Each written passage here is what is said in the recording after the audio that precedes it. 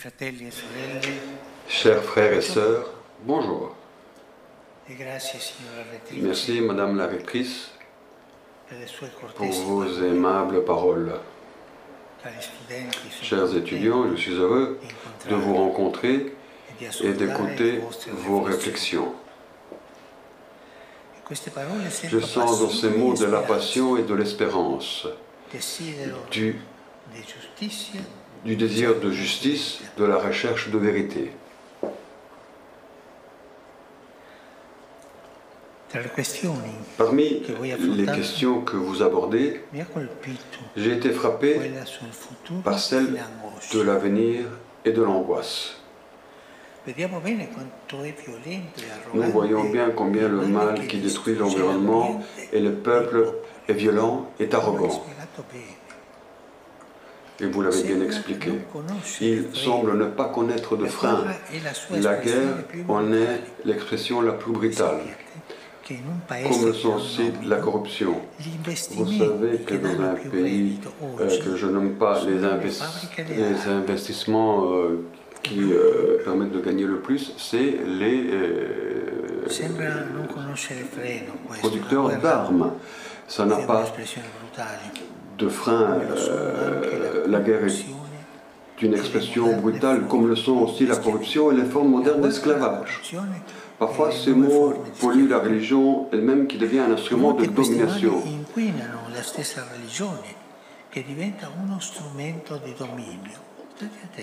Mais attention, c'est un blasphème. L'union des hommes avec Dieu, qui est amour salvifique, ainsi devient un esclavage. Même le nom du Père, qui est révélation d'attention, devient une expression d'arrogance. Dieu est Père, pas maître. Il est fils et frère, pas dictateur. Il est esprit d'amour, pas de domination. Nous, chrétiens, nous savons que le mal n'a pas le dernier mot. Et on doit être fort à cet égard. Le mal, comme on dit, a ses jours comptés. Cela n'enlève rien à notre engagement. Bien au contraire, l'augmente. L'espérance est l'une de nos responsabilités. L'espérance ne déçoit jamais.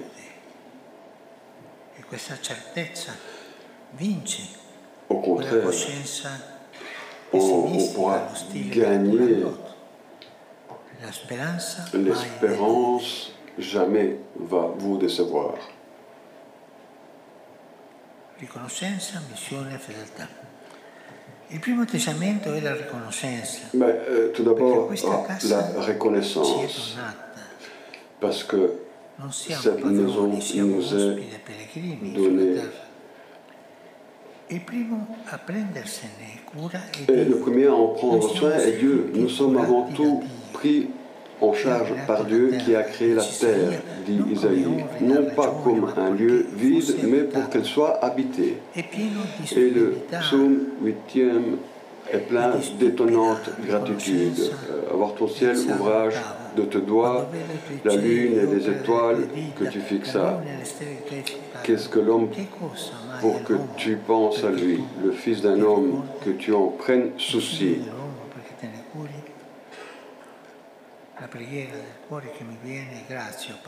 Merci au Père pour le ciel étoilé et pour la vie dans cet univers. La seconde attitude est celle de la mission. Nous sommes dans le monde pour préserver sa beauté et la cultiver pour le bien de tous, surtout pour la postérité, le prochain dans l'avenir. Voilà le programme écologique de l'Église. Mais aucun plan de développement ne pourra réussir si l'arrogance, la violence et la rivalité demeurent dans nos consciences. Il faut aller à la source du problème, qui est le cœur de l'homme. C'est de là aussi que vient l'urgence dramatique de la question écologique.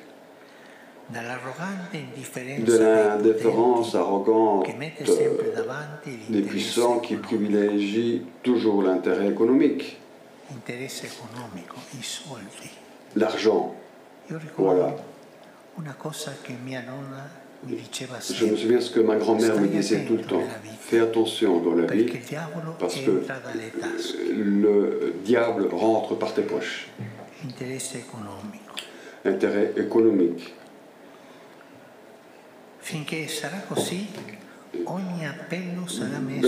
Si on va continuer comme ça, tout appel n'aura pas de succès. Cette spiritualité du marché. Et tant qu'on sera ainsi, tout appel sera revu au silence, on sera entendu que dans la mesure où il convient au marché. La beauté du don exige notre responsabilité. Nous sommes des hôtes, pas des despotes. À ce propos, chers étudiants, considérez la culture comme la culture du monde et pas seulement des idées.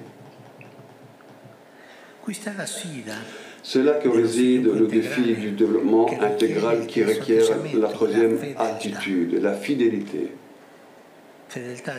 Fidélité à Dieu et à l'homme. Ce développement concerne en effet toutes les personnes dans tous les aspects de leur vie, physique, morale, culturelle, sociopolitique. Et toute forme d'oppression et de rejet s'oppose à cela. L'Église dénonce ces abus en s'engageant avant tout dans la conversion de chaque membre de nous-mêmes à la justice et à la vérité. En ce sens, le développement intégral fait appel à notre sainteté. Il est une évocation à une vie juste et heureuse pour tous. L'option à prendre se situe donc entre manipuler la nature et cultiver la nature. Voilà, ça c'est l'option qu'on a. À commencer par notre nature humaine, pensons à l'eugénisme, aux organismes cybernétiques, à l'intelligence artificielle. L'option entre manipuler ou cultiver concerne également notre monde intérieur. Penser à l'écologie humaine nous amène à toucher un thème qui vous tient à cœur, plus encore à moi et à mes prédécesseurs. Le rôle de la femme dans l'Église. J'ai apprécié ce que tu as dit. Les violences et les injustices pèsent lourd ici, ainsi que les préjugés idéologiques. C'est pourquoi il faut redécouvrir le point de départ, qui est la femme et qui est l'Église. L'Église est le peuple de Dieu. L'Église est femme, est l'épouse. La Chiesa è il popolo di Dio, non un'azienda multinazionale. La femme est fille, sœur ou mère. Comme moi, je suis fils, frère ou père. Ce sont les relations qui expriment notre être à l'image de Dieu. Hommes et femmes ensemble et non pas séparément. En fait, les femmes et les hommes sont des personnes et non des individus. Ils sont appelés dès le début à aimer et à être aimés.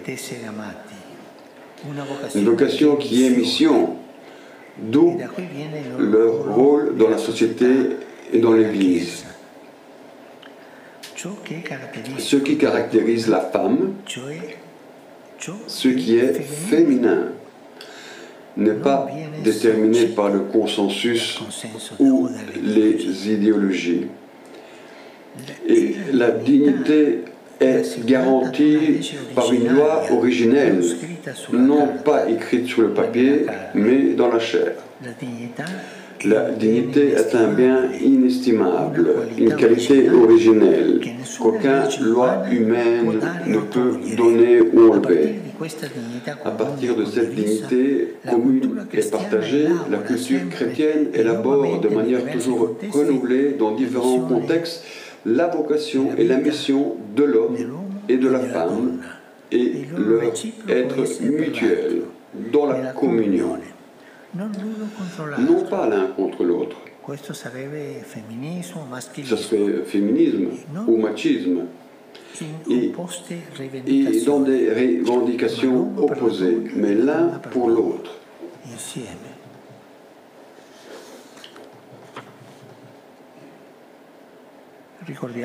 Rappelons que la femme est au cœur de l'événement salvifique. C'est par le oui de Marie que Dieu en personne vient dans le monde.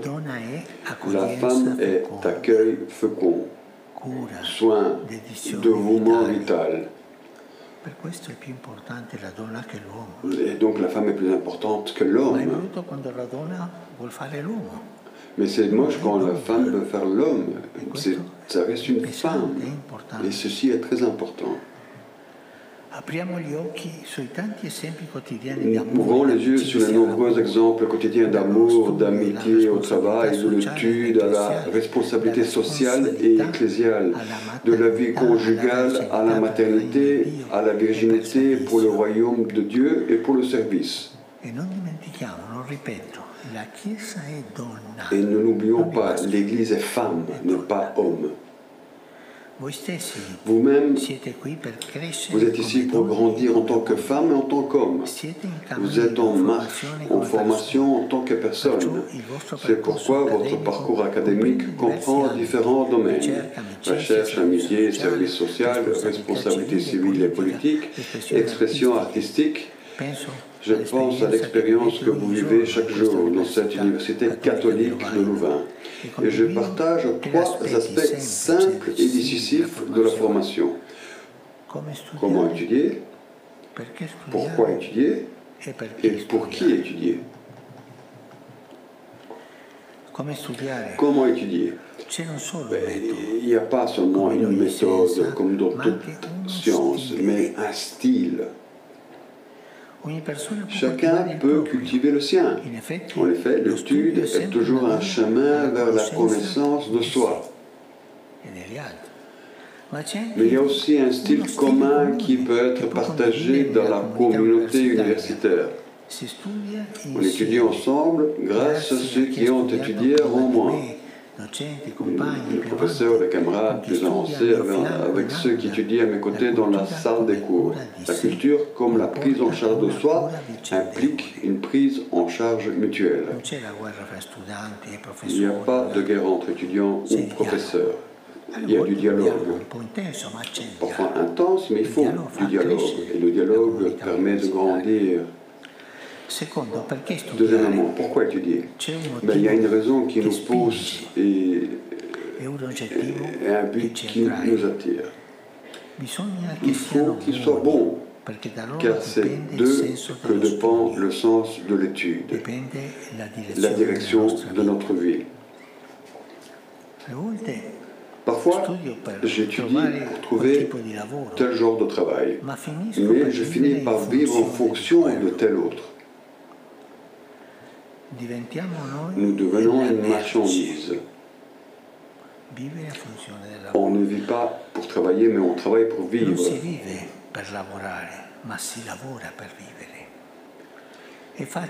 C'est facile à dire, mais il faut s'engager à les mettre en pratique de manière cohérente. La cohérence est un mot très important pour tout le monde, mais surtout pour vous, les étudiants. Vous devez apprendre cette attitude à être cohérent. Troisièmement, pour qui étudier? Pour soi-même, pour rendre compte aux autres, Nous étudions pour être en mesure d'éduquer et servir les autres.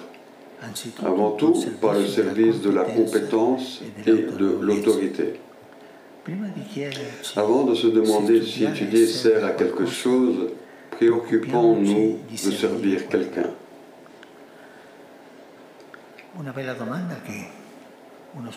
Une belle question qu'un étudiant peut faire. À quoi je sers? À moi-même, mon cœur est ouvert pour rendre service. Et donc le diplôme universitaire atteste alors d'une capacité pour le bien commun. Chers étudiants, c'est pour moi une joie de partager ces réflexions avec vous. Il faut vraiment qu'on puisse trouver le juste équilibre, pour que vous devez trouver le juste équilibre. Chers étudiants, c'est pour moi une joie de partager ces réflexions avec vous. Et ce faisant, nous percevons qu'il existe une réalité plus grande qui nous éclaire et nous dépasse, la vérité. C'est quoi la vérité?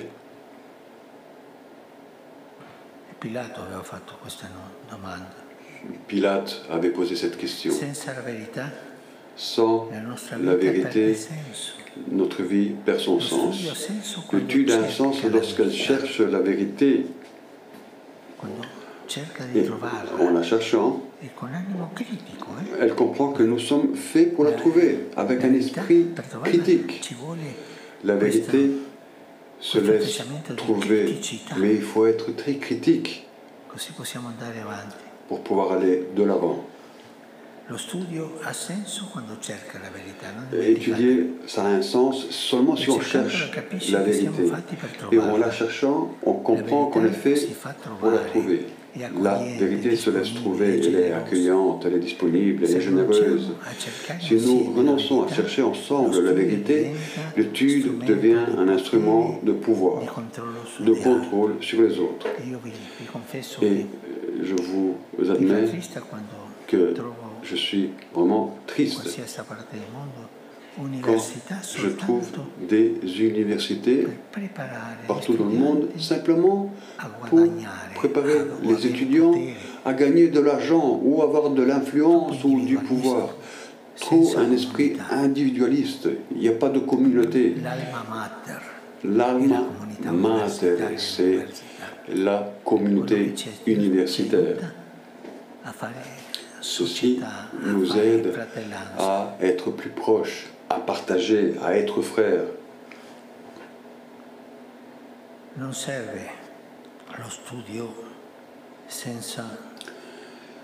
Étudier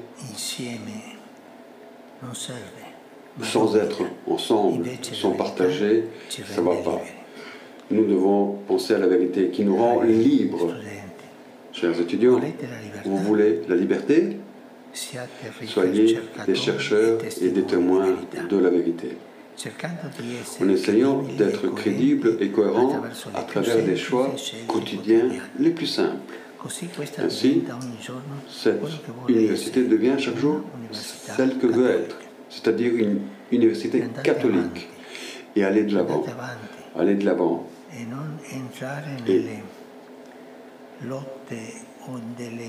Et ne rentrez pas dans les dichotomies idéologiques. Et surtout, n'oubliez pas, l'Église est femme. Et ceci va beaucoup nous aider. Merci de cette rencontre. Merci à toi, tu as été excellente. Je vous bénis de tout cœur, vous et votre chemin de formation. Et je vous recommande, n'oubliez pas de prier pour moi. Si quelqu'un ne sait pas prier ou ne veut pas prier, au moins envoyez-moi des bonnes vibrations, parce que j'en ai besoin, des ondes positives. Merci.